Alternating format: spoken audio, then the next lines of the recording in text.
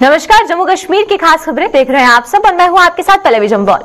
तो चलिए शुरुआत करते हैं जम्मू कश्मीर की खास खबरों की और सबसे पहले राजौरी की तरफ रुख करेंगे। राजौरी के बारे में बता दें आपको कि भाजपा के बाद अब पीडीपी जो है वो राजौरी और पुंछ में दहाड़ लगाने के लिए तैयार हो चुकी है। आपको बताएं कि पीडीपी अध्यक्ष महबूबा मुफ्ती आज से 2 दिनों के लिए राजौरी और पुंछ के दौरे पर रहेंगी और वहीं पर महबूबा मुफ्ती आज राजौरी में जनसभा को संबोधित करती हुई नजर आएंगी और रविवार को पुंछ में पीडीपी का जो जलसा है वो वहां पर किया जाएगा।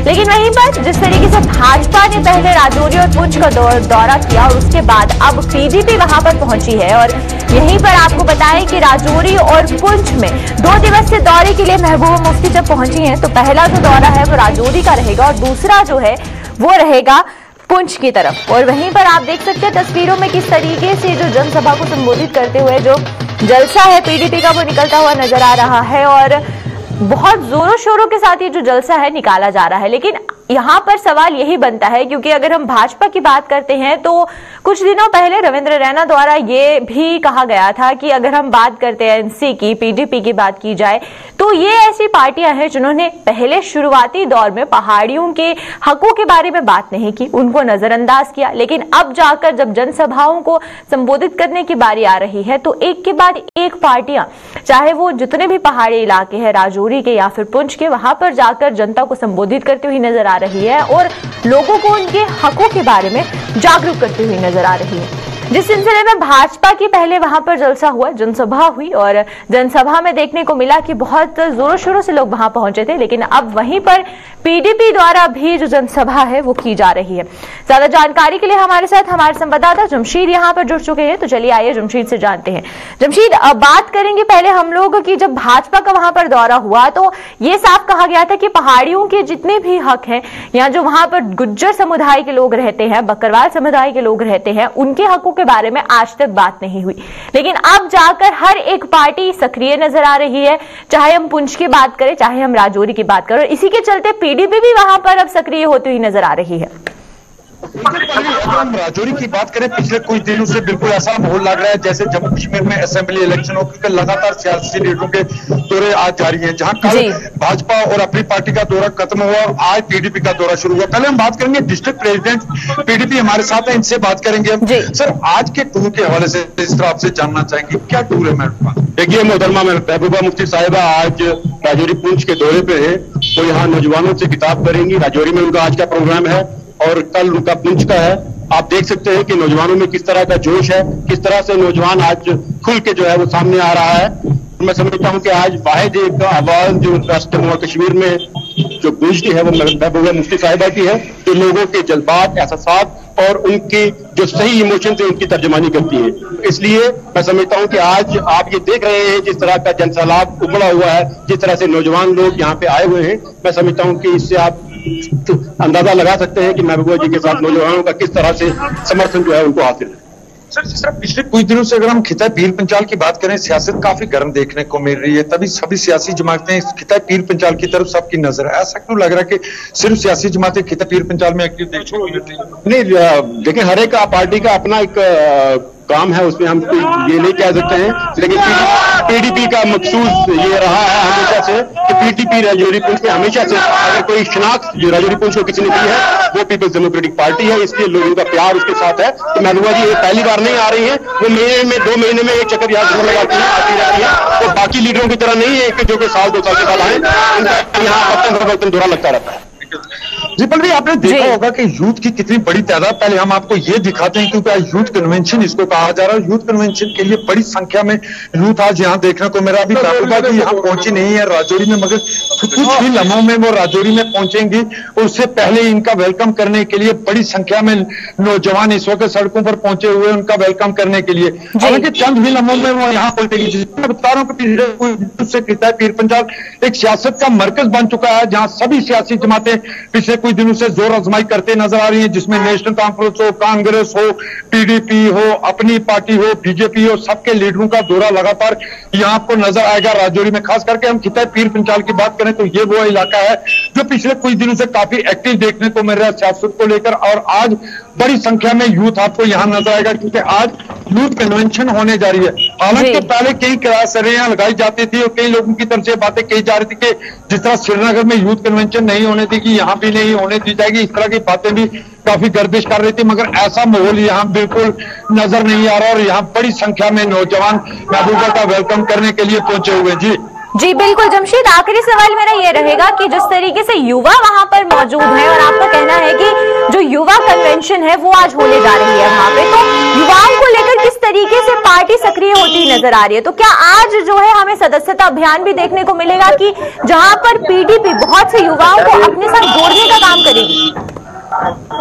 बिल्कुल पल्लवी, जिस तरह युवाओं की बात करें, क्योंकि खिताब पीर पंचाल के साथ साथ अगर हम बात करें जम्मू कश्मीर इस वक्त बेरोजगारी में सरे फहरिस्त है और सबसे ज्यादा नौजवान जो हैं बेरोजगार इस रियासत जम्मू कश्मीर में है, उसको देखते हुए तभी सभी सियासी जमातें इस वक्त नौजवानों को अपनी तरफ लाने की कोशिश कर रही है। क्योंकि यहाँ पहले जो मुद्दे देखने को मिलते थे, हमेशा गुजर पहाड़ी के नाम पर यहाँ इलेक्शन होते थे, मगर इस बार के इलेक्शन में जहाँ गुजर पहाड़ी का मसला भी रहेगा, वहीं सबसे बड़ा मसला साथ में आप ये भी देखेंगे कि यहाँ पे बेरोजगारी भी एक बहुत बड़ा मसला इस वक्त देखने को मिल रही है, जिसके चलते आप देख सकते होंगे कि कितनी संख्या में नौजवान इस वक्त यहाँ पहुंचे हुए हैं। क्योंकि बिल्कुल खिताब पीर पंचाल में सियासी सरगर्मियां अलग देखने को मिल रही हैं। क्योंकि इस वक्त अगर बात करें जम्मू कश्मीर में सबसे ज्यादा सियासी सरगर्मियां जो देखने को मिल रही है खिताब पीर पंचाल में देखने को मिल रही है, जहां सभी लीडरों के दौरे लगातार खिताब पीर पंचाल में चल रहे हैं पिछले कुछ दिनों से तमाम सियासी पार्टियों के। हालांकि महबूबा मुफ्ती इससे पहले 2 महीना पहले एक टूर राजौरी का कर चुकी है, मगर उसके बाद आज दोबारा राजौरी के टूर पर हैं, जहां आज वो यूथ कन्वेंशन करने जा रही है। जी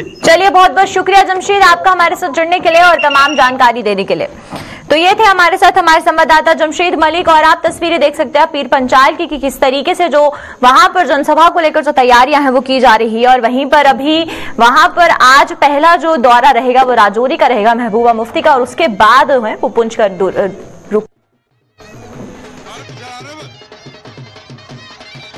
तो चलिए अब राजौरी के बाद रुक करते हम कश्मीर की तरफ, और कश्मीर की भी बात करें तो पॉलिटिकल पार्टीज वहां पर भी सक्रिय होते नजर आ रही है। अपनी पार्टी की बात करें तो कश्मीर घाटी में जनाधार बढ़ाने में आम आदमी पार्टी जो है वो जुटी हुई है, और वहीं पर उसी के साथ आम आदमी पार्टी ने दिल्ली मॉडल लागू करने का जो वादा है वो भी कश्मीर घाटी में किया है।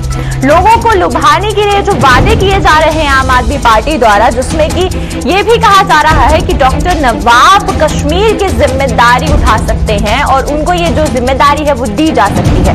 और कश्मीर घाटी में अपना जनाधार बढ़ाने के लिए जो वादे कश्मीर घाटी के लोगों से किए जा रहे हैं कि जिस तर्ज पर दिल्ली मॉडल बनाया जा रहा है, जो पॉलिसीज दिल्ली में चलाई जा रही हैं, वैसे ही पॉलिसीज को कश्मीर में भी लागू किया जाएगा। लेकिन कितना मुश्किल होगा यहां पर आम आदमी पार्टी के लिए अपना जनाधार बढ़ाना? तो ज्यादा जानकारी के लिए हमारे साथ हमारे सीनियर साथी तजम्मुल यहां पर जुड़ चुके हैं। तो चलिए आइए तजम्मुल से जानते हैं। तजम्मुल, पहले मैं यही जानना चाहूंगी, अगर हम रीजनल पार्टीज की बात करते हैं, चाहे वो पीडीपी हो या फिर एनसी हो, इन पार्टीज का इतनी ज्यादा पकड़ है कश्मीर में कि अगर आम आदमी पार्टी वहां पर आती है तो उसको पहले रूट लेवल से, ग्राउंड लेवल से जो काम है वो करना पड़ेगा। तो अपना जनाधार बढ़ाने के लिए किस तरीके की पॉलिसीज को फ्रेम करना जरूरी है और किस तरीके की जो लोगों को, खासकर अगर बात करें तो दिल्ली मॉडल की बात की जा रही है यहां पर, तो दिल्ली मॉडल के लिए एक प्रॉपर पॉलिसी को फ्रेम करना जरूरी है। तो आम आदमी पार्टी के लिए कितना जरूरी है इन सब चीजों पर ध्यान देना? बहुत बहुत शुक्रिया पल्लवी। जम्मू कश्मीर में इंतखाबात नजदीक से नजदीक तर आने की उम्मीद है। किसी भी वक्त election commission of India, delimitation commission की रिपोर्ट आने के बाद जम्मू कश्मीर में चुनाव अनाउंस कर सकती है, ये मानना है लेफ्टिनेंट गवर्नर का, और जिसमें होम मिनिस्टर और प्राइम मिनिस्टर भी वादाबंद है। लेकिन अब कश्मीर में जो 35 से 370 के खात्मे के बाद अब कोरोना वायरस और कोविड-19 के प्रोटोकॉल में ही इन दिनों बड़े बड़े इज्तिमात मुनक्किद किए जाते हैं, जो इंडिया देता है कि आने वाले असेंबली इंतखाबात के लिए रीजनल और नेशनल पार्टियां जो है वो तमाम तर तैयारियों के साथ मैदान का रुख कर सकती है। इसी बीच में आज अरविंद केजरीवाल वाली पार्टी, आम आदमी पार्टी ने आज से बाकायदा तौर पर श्रीनगर से अपनी मेंबरशिप ड्राइव और आज से प्रेस वार्ता का बाकायदा इंतकाम किया। डॉक्टर नवाब के हमरा दिल्ली से आए हुए जेडीयू के माफ कीजिएगा आम आदमी पार्टी के सीनियर लीडर जो थे वो मौजूद रहे। डॉक्टर नवाब पहले जेडीयू में जनरल सेक्रेटरी की हैसियत से काम कर चुके हैं नीतीश कुमार वाली पार्टी के साथ, और अब अरविंद केजरीवाल वाली पार्टी के साथ जुड़ चुके हैं। मुख्तलिफ तकरीब के दौरान उन्हें ज़राए-इब्ला के नुमाइंदों ने पूछा कि दिल्ली मॉडल का अरविंद केजरीवाल का ख्वाब जम्मू कश्मीर में किस तरह से आगे बढ़ सकता है। साथ ही साथ इस मौके पर डॉक्टर नवाब ने कहा कि जम्मू कश्मीर के सहाफियों ने बड़ी परेशान कुन माहौल से अपना वक्त गुजारा। खासकर हैदरपोरा वाकये का तज़किरा करते हुए कहा कि अगर ज़रा अबला के नुमाइंदों ने इस बात का इफ्शा नहीं किया होता तो शायद इस वक्त तक मैजिस्ट्रियल इंक्वायरी नहीं हुई होती। ताहम क्या कश्मीर घाटी में इस वक्त दिल्ली मॉडल के तर्ज पर अपनी पार्टी और उसके बाद कई पार्टियां या अब आम आदमी पार्टी मैदान का रुख कर चुकी है, किस तरह से कामयाब हो सकती है? अमूमन जिस वक्त इंतखाबी माहौल नजदीक से नजदीक तर आता है तो हमने कई बार बड़ी बड़ी तंजीमें जो मरकज में हैं उनके नुमाइंदों को यहां पर अपने ऑफिस एस्टेब्लिश करते पाया है। लेकिन जिस वक्त आम आदमी पार्टी की बात करें तो बेशतर लीडरान अभी तक उनके साथ अप्रोच कर चुके थे कि वो कश्मीर में भी इस पार्टी की दागबेल और अरविंद केजरीवाल की क्रेडिबिलिटी और रेपुटेशन के साथ कश्मीर में अपना पॉलिटिकल अकाउंट खोलना चाहती है। लेकिन क्या जम्मू कश्मीर के हालात में जिस वक्त पलवी आपने पूछा कि नेशनल कॉन्फ्रेंस और पीपल्स डेमोक्रेटिक पार्टी के रहते क्या इन पार्टियों का वजूद कितना बेहतर साबित हो सकता है, जिसके जवाब में आज लीडरा ने कहा कि अगर इन पार्टियों ने जम्मू कश्मीर के मामलात बेरोजगारी का कला किया होता तो शायद वो इस सियासत का या इस पार्टी का रुख यहां पर नहीं कराते। उन्होंने कहा कि जो पार्टियां रिवायती तौर पर यहां आती रही उन्होंने अवामी मामलात को नजरअंदाज किया, सियासी मामलात अपनी जगह, लेकिन यह देखना पड़ेगा कि अरविंद केजरीवाल की इस पार्टी का कश्मीर, जम्मू, लद्दाख और बाकी अजला में किस तरह से अवाम जो है उसको अपनाने में कामयाब हो जाती है। लेकिन एक नई शुरुआत मानी जा सकती है और इस शुरुआत में आहिस्ता आहिस्ता पता चलेगा कि क्या वाकई जो आम आदमी पार्टी है उसको कश्मीर में भी लोग जो है वही मकाम देंगे जो इस वक्त नई दिल्ली में मकामी शहरियों ने दिया हुआ है। वहीं पर तजम्मुल आपसे ये भी जानना चाहूंगी, डॉक्टर नवाब की बात करें तो अगर हम जनता की बात करते हैं तो जनता में किस तरीके की उनकी झलक जो है वो हमें देखने को मिलती है, क्योंकि जहां पर बाकी नेता भी मौजूद है, बाकी पॉलिटिकल पार्टीज के नुमाइंदे भी वहां पर मौजूद हैं, तो उस बीच एक अपनी झलक बनाना, एक अपनी इमेज बनाना डॉक्टर नवाब के लिए कितना मुश्किल रहेगा आने वाले समय में? देखिए, डॉक्टर नवाब का ताल्लुक सियासी घराने से है और वो तबीयतन और अपनी तालीमी असनाद के साथ साथ जब आप उनके घर की बात करते हैं तो एक डॉक्टर हैं, सैनिक स्कूल से पढ़कर निकले हैं और उसके बाद उनके घर में ब्यूरोक्रेसी भी है, पुलिस ऑफिसर्स भी हैं और बाकी ये जो सियासी माहौल है ये नवाब के लिए कोई नया नहीं है। इससे पहले वो जनता दल यूनाइटेड नीतीश कुमार वाली जो तंजीम है उसमें जनरल सेक्रेटरी के तौर पर रह चुके हैं। बाद में पार्टी से दूरियां इख्तियार करने के बाद अब आम आदमी पार्टी में उन्होंने शमूलियत इख्तियार की।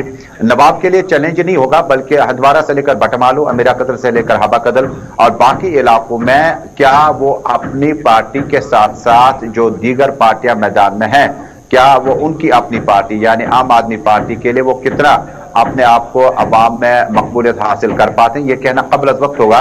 लेकिन अच्छी बात यह है कि आज की इस प्रेस वार्ता में कि जहां नई दिल्ली से सलाउद्दीन साहब और बाकी सीनियर लीडर जो है आम आदमी पार्टी के मौजूद रहे और एक पैगाम यह है कि अरविंद केजरीवाल की जो कोशिश थी, जो उन्होंने लोकपाल बिल के बाद जो उन्होंने बड़ी जबरदस्त मज़ाहमत और कोशिश करने के बाद बिलाखिर वज़ीर उन्हें जो इस तरह की कोशिश को कश्मीर में भी ला सकता है। और जराये के हवाले से खबर है कि आइंदा कुछ वक्त में जम्मू कश्मीर में जो है दिल्ली के वज़ीर आला अरविंद केजरीवाल इस पार्टी को अवाम तक पहुंचाने, अपना रोड मैप, अपना एजेंडा पहुंचाने के लिए खुद भी सरगर्म रहेंगे और अपनी पार्टी लीडरों को भी कश्मीर आने के लिए शायद हम देख पाएंगे। लेकिन बड़ी बात यह है कि कश्मीर में जो जो इंतखाबात नजदीक आए हैं, अब आपको बता दूं कि आम आदमी पार्टी के बाद कई दूसरी पार्टियां, कुछ रीजनल पार्टीज और भी लॉन्च हो रही है, जो कुछ दिनों से हम खबर चला रहे हैं। और नई पार्टियों में आने के बाद या गुलाम नबी आजाद के जो बड़े करीबी वफादार साथी रह चुके हैं ब्यूरोक्रेसी में या जिन्होंने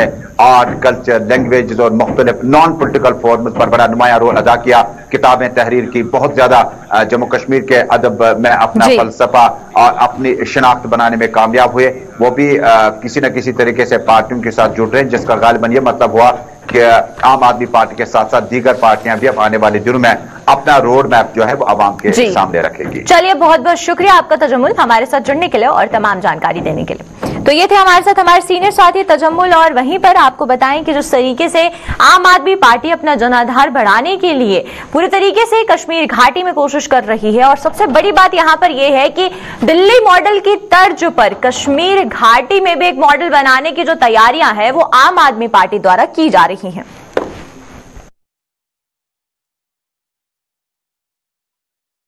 तो तो चलिए अब जम्मू की तरफ रुख करेंगे और जम्मू के बारे में बात करें तो आज फिर जो है प्रदर्शनों का सिलसिला हमें सड़कों पर देखने को मिल रहा है और इसी के तहत आज हमें सरकार की नीतियों के विरोध में हड़ताल करते हुए Jammu Kashmir power development corporation limited के मुलाजिम नजर आ रहे हैं। आपको बता दें कि power grid corporation of India के साथ समझौता करने की जो कड़ी निंदा है वो मुलाजिमों द्वारा की जा रही है और वहीं पर डेली वेजेस की मांगे भी जोर शोर से मुलाजिमों द्वारा जो है उठाई जा रही है। और वहीं पर आपको बताएं कि मांगे पूरी होने तक जो है अगर उनकी मांगे पूरी नहीं होती हैं तो ये जो धरना प्रदर्शन है वो इसी तरीके से जारी रहेगा।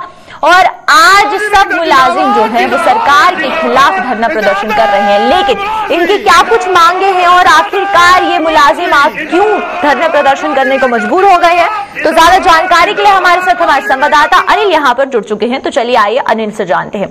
अनिल, पहले बात करेंगे मुलाजिमों की। तो आज धरना प्रदर्शन किया जा रहा है मुलाजिमों द्वारा, तो क्या कुछ मांगे हैं जिसके तहत ये जो धरना प्रदर्शन है ये किया जा रहा है?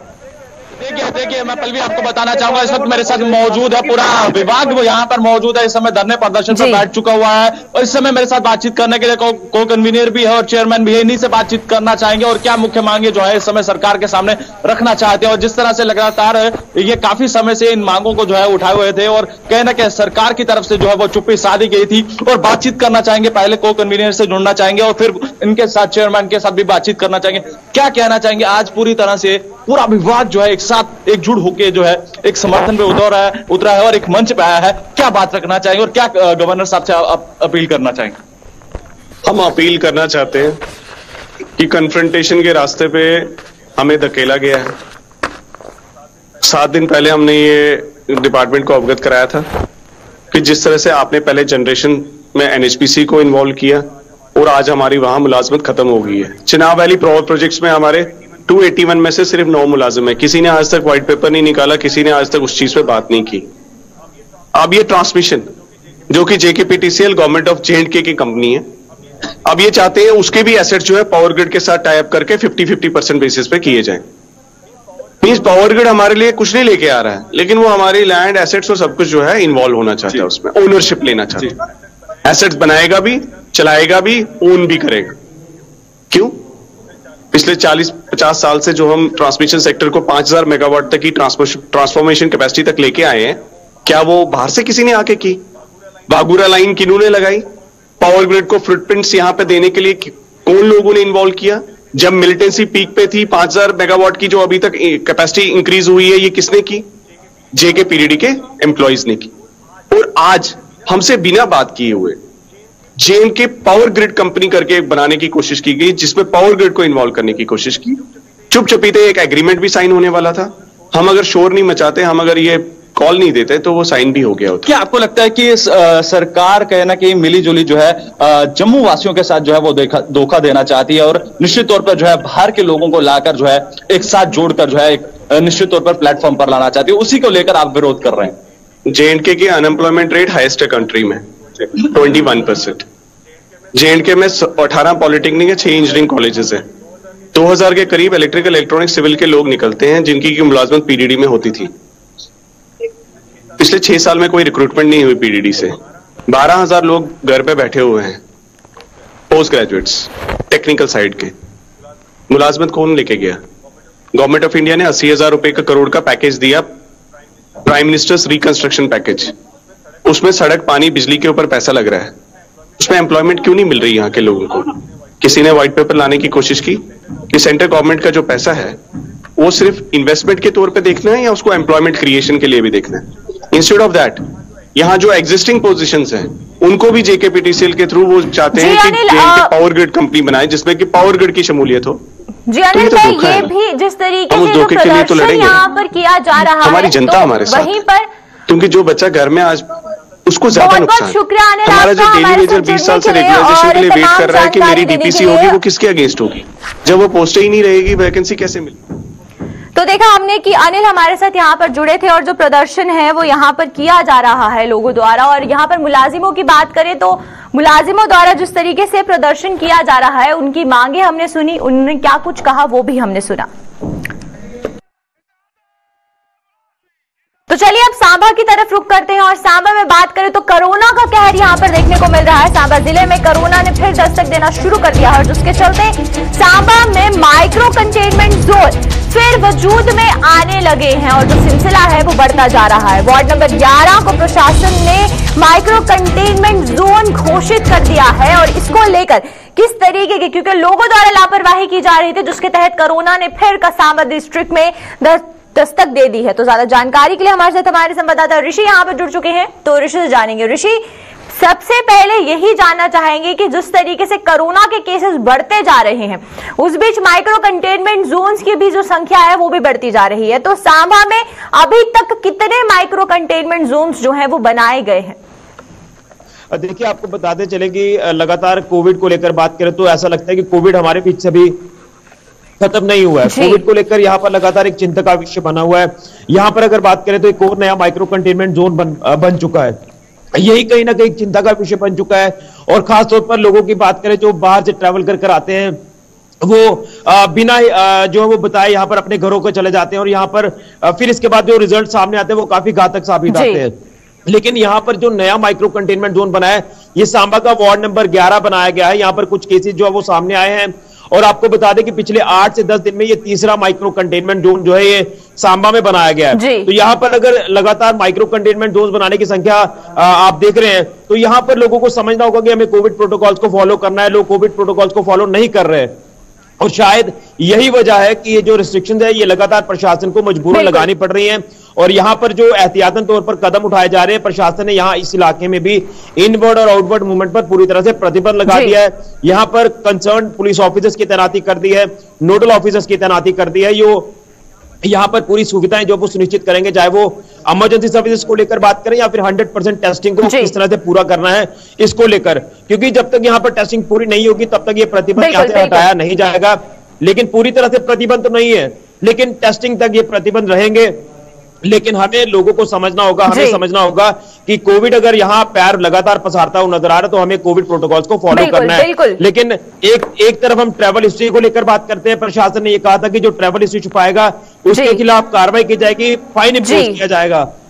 लेकिन यहाँ पर चलिए बहुत बहुत शुक्रिया ऋषि आपका हमारे साथ जुड़ने के लिए और तमाम जानकारी देने के लिए। और यहीं पर हम आपको बताएं कि जिस तरीके से सांबा में माइक्रो कंटेनमेंट जोन जो है वो घोषित हो रहे हैं और ऋषि ने जिस तरीके से हमें जानकारी दी कि पिछले 10 दिनों की बात करें तो ये तीसरा माइक्रो कंटेनमेंट जोन जो है वो घोषित किया गया है। तो चलिए अब उधमपुर की तरफ रुख करते हैं और उधमपुर की अगर बात करते हैं तो उधमपुर की लद्दाधार पंचायत में 5 गांव में अभी तक मोबाइल नेटवर्क नहीं पहुंचा है, जिसकी वजह से नेटवर्क के लिए पहाड़ चढ़ने को लोग मजबूर हो जाते हैं। और यहाँ पर आपको बता दें कि पंचायत की अनदेखी के विरोध में लोग अब पलायन करना शुरू कर चुके हैं और इसी के साथ देश का भविष्य बच्चों की अगर बात करते हैं तो जहां पर ऑनलाइन क्लासेस चलाई जा रही हैं तो उन बच्चों को कितनी ज्यादा दिक्कत आ रही होगी पढ़ाई करने में, क्योंकि जहां पर मोबाइल नेटवर्क नहीं है, मोबाइल कनेक्टिविटी नहीं है, वहां पर कितने ज्यादा जो लोगों को है, खासकर बच्चों की बात करें तो बच्चों में किस तरीके से जो है यहाँ पर दिक्कत हो रही होगी। तो ज्यादा जानकारी के लिए हमारे साथ हमारे संवाददाता किशोर यहाँ पर जुड़ चुके हैं।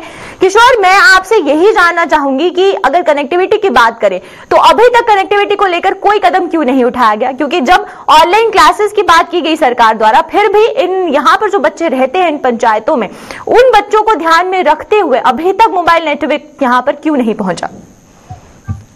बिल्कुल, मैं आपको बता दूं कि ये उधमपुर से काफी दूर दराज का एरिया है, 50 किलोमीटर दूरी का ये एरिया है और ये लद्दाधार का एरिया है। 5 पंचायतें ऐसी हैं जहां पे जो नेटवर्क की समस्या कई सालों से चल रही है, लेकिन जब हमारी जहां टीम पहुंची हम खुद हैरान हो गए कि पूरा दिन यहां पे हमने गुजारा, किसी भी कंपनी का यहां पे नेटवर्क नहीं है। जब हमने कुछ बुजुर्गों से बात की, उनका ये कहना है कि वहां पे अहम बात यह है कि वहां पे 10वीं या 5वीं कक्षा के बाद जो बच्चे हैं वहां पे से पढ़ाई छोड़ देते हैं, क्योंकि यहाँ पे नेटवर्क नहीं होगा, बच्चा पढ़ेगा कैसा। एक तरफ सरकार डिजिटल इंडिया की बात करती है और दूसरी तरफ मैं आपको बता दूं कि वहां पे जब नेटवर्क नहीं होगा तो बच्चों का भविष्य क्या होगा। और दूसरी तरफ जब हमने वहां पे लोगों के कुछ बुजुर्ग थे उनसे बात की, उनका ये कहना है कि 5 पंचायतें ऐसी हैं जहां पे कोई भी जो वहां पे जो नेटवर्क बिल्कुल वहां पे प्रॉपर नेटवर्क नहीं आता। और लोगों ने एक बड़ी बात मैं आपको बता दूं कि 200 से या 100 से मीटर एरिया उन्होंने तय किया है, वहां पे वो अपना जो सेल फोन लेके जाते हैं, वहां पे कोई किसी प्रकार की कोई किसी ने इंपॉर्टेंट बात करनी हो या कोई इस गांव में बीमार होता है, वहां जाके वहां पे वे बात करते हैं, लेकिन वहां भी जाके इनकी जो प्रॉपर बात है वो बिल्कुल नहीं होती। और दूसरी तरफ मैं आपको बता दूं कि यहाँ से कुछ जब हमने सरपंच से बात की, उनका ये कहना है कि 60% ऐसे लोग हैं जो कोई प्राइवेट सेक्टर में है, जहाँ गवर्नमेंट एम्प्लॉय है, तो उन्हें वहां से पलायन शुरू कर दिया गया, वहां पे पलायन कर चुके हैं। लेकिन जो लोग वहां पे बचे हैं, उनका ये कहना है कि हम अभी भी वहां पे इंतजार कर रहे हैं कब ये जो नेटवर्क की समस्या वो हल होगी। लेकिन वहां पे जो डीसी उधमपुर वहां पे कई बार वहां पे दौरा लगा चुके हैं, लेकिन कहीं ना कहीं इस गांव की मैं बात करूं, लद्दादार की बात करूं, तो अभी तक इस गांव को अनदेखा किया जी। चलिए, बहुत बहुत शुक्रिया आपका किशोर, हमारे साथ जुड़ने के लिए और तमाम जानकारी देने के लिए। तो ये थे हमारे साथ हमारे संवाददाता किशोर, और उधमपुर से किशोर यहाँ पर जुड़े थे। वहीं पर आपको बता दें कि 5 पंचायत के जो वहां पर लोग रहते हैं, आज तक उनको मोबाइल नेटवर्क यहाँ पर सुविधा नहीं मिली है। तो आज के जम्मू कश्मीर की खास खबरों में फिलहाल इतना ही। मुझे आप इजाजत दीजिए, नमस्कार।